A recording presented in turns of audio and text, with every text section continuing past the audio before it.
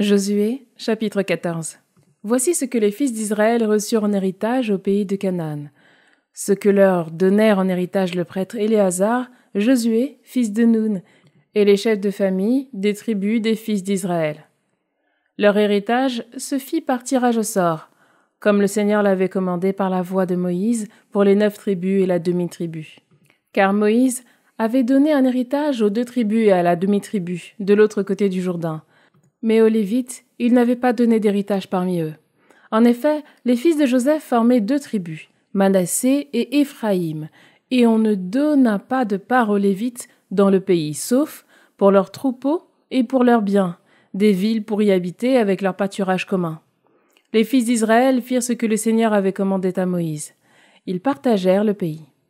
Les fils de Juda vinrent trouver Josué à Gilgal, et Caleb, fils de Jephunné, le Kénizzite, lui dit « Tu sais ce que le Seigneur a dit à Moïse, l'homme de Dieu, à mon sujet et à ton sujet, à Kadéas Barnéa?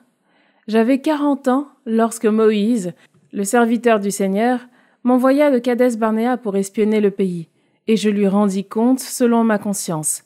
Mes frères, montés avec moi, ont fait fondre le courage du peuple, mais moi j'ai suivi sans réserve le Seigneur, mon Dieu. Ce jour-là, Moïse promit, en vérité, le pays que ton pied a foulé sera ton héritage, pour toi et tes fils à jamais, puisque tu as suivi sans réserve le Seigneur, mon Dieu. Maintenant, le Seigneur m'a fait vivre comme il me l'avait dit, il y a 45 ans, que le Seigneur a fait cette promesse à Moïse, alors qu'Israël marchait dans le désert. Maintenant, me voici âgé de 85 ans. J'ai autant de force aujourd'hui que j'en avais le jour où Moïse m'envoya. Telle était ma force alors, telle est ma force aujourd'hui pour partir au combat et en revenir. Alors, donne-moi cette montagne dont le Seigneur a parlé ce jour-là.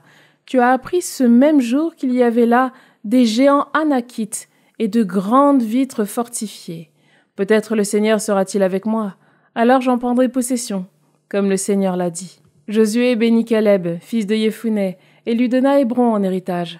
C'est pourquoi Caleb, fils de Jephunné, le Kénizzite, a eu Hébron pour héritage jusqu'à ce jour, parce qu'il avait suivi sans réserve le Seigneur Dieu d'Israël.